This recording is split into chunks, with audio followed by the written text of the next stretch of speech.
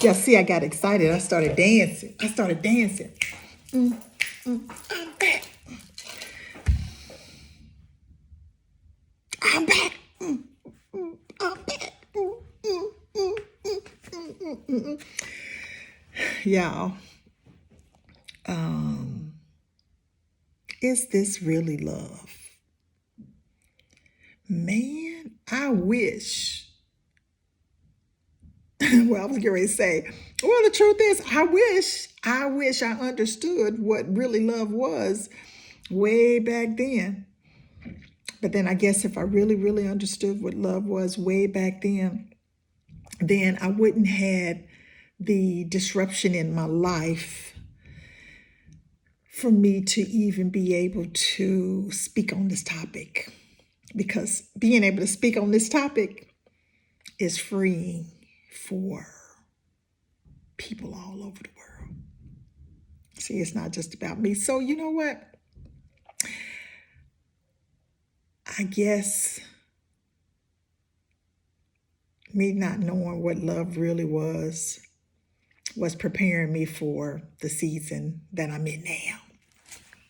Yeah, because y'all know I'm in my noun season right now. Y'all know what I'm talking about.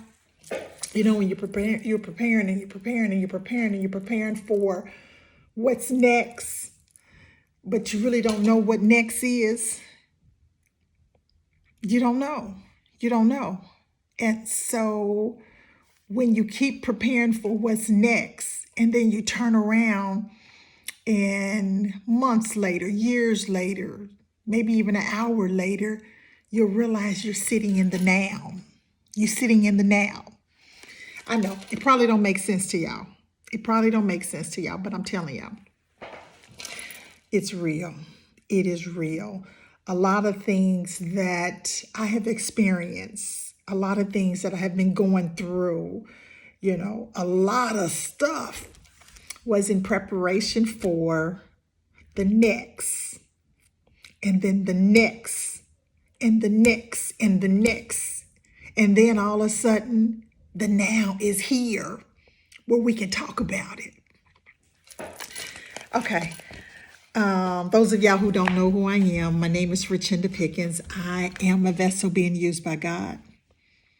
I love it. I love it. Yes, being used by God. Some of you all know me as the crown checker.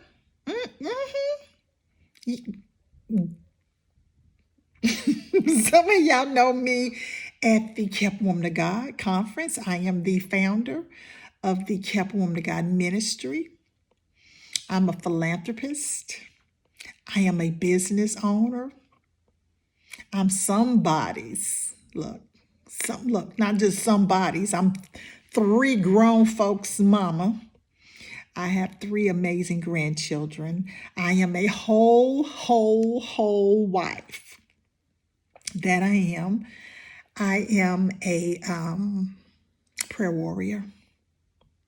I'm a life shift coach. I'm your sister next door. I'm the woman in the grocery store. Yes, I do. I talk to folks all the time. Even when I have my mask on, I'm talking. Now, I don't get all up on you, but I do talk to you. I'm a vessel being used by God here on this earth so I can reach, teach, inspire, empower my sisters to continue to keep going. Yeah. This past few weeks, this last week, I've been reading to you all out of my first book, From Being Kept to Being Kept. We've been having some deep conversations. Some of y'all don't put the comments in the comments, but y'all send me messages, and I appreciate you for that. I appreciate you for that.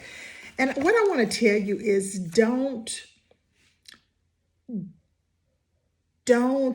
be shy and be concerned about other folks. And no question, No question is a dumb question. Because I'm going to tell you right now, somebody else out there is going through the same thing you're going through. Somebody else has been bamboozled into, is this really love? Because they thought it was love. You're not by yourself. See, that's why I can speak on this. Because I'm going to tell you, I've been bamboozled. Bamboozled. You know why I was bamboozled? Because I did not know what really love was. I didn't. Love wasn't stuff. Love wasn't little shiny things. Love isn't disrespectful. Love isn't someone telling you how beautiful you are and charming to you. Love is not trying to sweet talk you out of stuff. Ladies, I'm going to just say this. Love is not trying to sweet talk you out of your virginity. Young ladies. Love is not trying to force you to cross the boundaries. That's not love. Love is not jealous. Love is not envy. Love is not a taker that's trying to take everything from you for themselves. That's not what love is. Once we can really, really understand what love is, then we have a blueprint. We have a blueprint because when we really know what it is, we're not going to fall for the okie doke. No. This book, From Being Kept to Being Kept, it is a story that has been based on a lot of strongholds. Strongholds of the world, of people, of things, of perception, strongholds of memories, strongholds of lies. And this story takes you on a journey to help you release those things. See, the title, From Being Kept to Being Kept, very, very intentional. Very, very intentional. The question is, what are you being kept by? See, from being kept from all the stuff and the strongholds to being kept by God. And if you notice, on the cover of the book, it doesn't tell you being kept by what. So, strongholds. Is this really love? Let's dive right on in and let's figure this out. And as you all know, I'm not going to read the whole thing because if you don't have the book, you should get the book. Yes, you should get the book. Go to www.richinda.com. So let's get into this. Is this really love? We're on chapter 6. I developed into a beautiful young lady, though still tall and clumsy. By the time I turned 16, the boys in the neighborhood that once teased me started taking more notice in me. I wasn't sure if the attention was genuine or if they really had finally grown up and decided to stop teasing me. As I got older, I realized the ones who teased me actually had a crush on me. I lived in a close-knit neighborhood, therefore, everyone knew what was going on in everyone's household.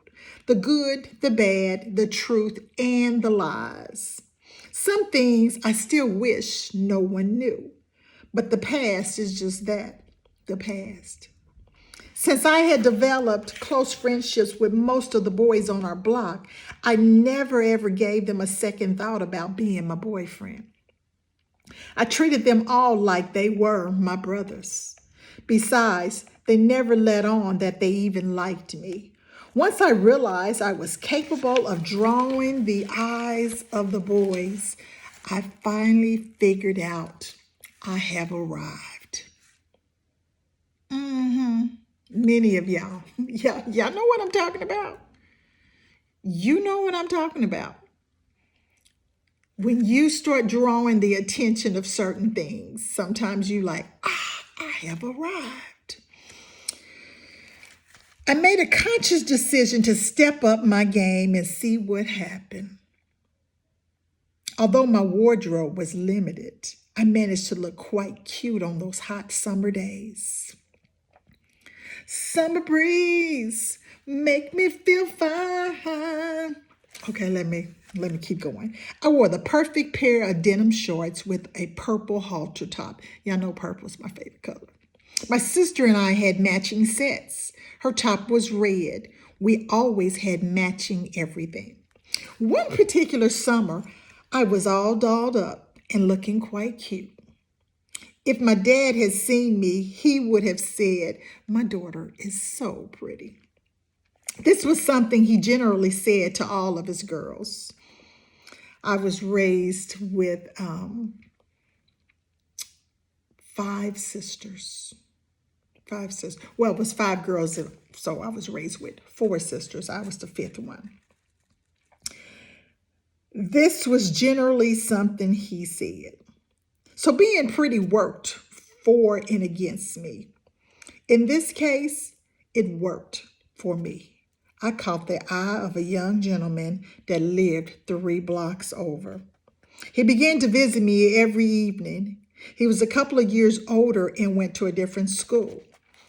That was perfect because I didn't want him to know I was being teased, chased home from school, and bullied by many. After weeks of conversation, we decided to make it official. I had landed my first boyfriend. I was excited. Even though he had 2 parents in the same household, I thought he was amazing. I thought that was such an amazing thing to be raised by both parents. He introduced me to his mom, dad, and all of his brothers and sisters. We had nothing in common except for our innocence. But we were sure that we were perfect for each other. I finally introduced him to my mom. She made no comment about it other than, "I know you don't call yourself having a boyfriend." I told you once already you were not old enough. Old enough, I thought. How old did I have to be to have a boyfriend? I was a junior in high school. My response was always, "No, ma'am. We're just friends." Of course, she knew differently. She had been my age before and knew exactly what I was dealing with. I think my mom tried to act like she was in the dark, but she really wasn't. Even though mom didn't ask a lot of questions, she was watchful of her girls. I think she paid a little more attention than she let on. I remember she would ask my older sisters about their monthly menstrual cycle. "Did y'all get y'all's period this month?" I thought it was an odd question, but later realized the question made you think about what you were doing or what you shouldn't be doing. She explained the birds and the bees to me in a direct and a very blunt way. She made it clear. If you missed your menstrual cycle, it meant you were doing something you should not have been doing and you were in big trouble. Mom felt it was not necessary or needed by her to go in depth about sex, considering I had older siblings that could inform me. What she didn't know was they were doing their own life and was sneaky and secretive. How could I possibly have a conversation about something that no one ever talked about? I could get the answers about relationships between a man and a woman by watching others from afar. The necessary details weren't important, or so I thought. This is getting good. So anyhow, I'm going to stop because you got to get the book. But I'm going to skip through. And I'm going to ask you a question. Do you love yourself? Do you really love yourself? But my answer, now I do. But way back then, I didn't. I didn't love myself. I did not love myself. I didn't even know what that meant. I didn't even value myself. But now I love myself. What I want you to do, I want you to write down ways you demonstrate love for yourself. Yeah, that's your assignment today. Write it down and let's talk about it. I demonstrate how I love myself by sitting with myself.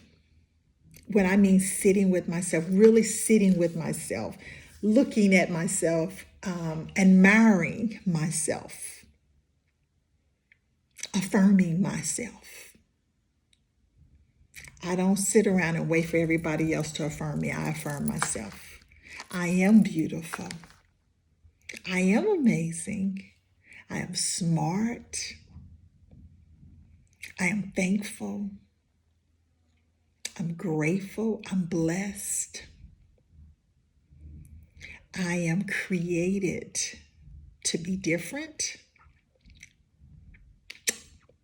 I am the daughter of the King, and I am part of his royalty. So, is this really love? Is a chapter that lets you see that I didn't know what love was. And when you don't know what love is, you dabble here and there and here and there because you're trying to figure it out. And when things don't feel good, you dabble somewhere else. And the truth is, if you don't love yourself, you don't know how to love anyone else. God is love. God is love. So anyway, I gotta go, but I'll see you all tomorrow.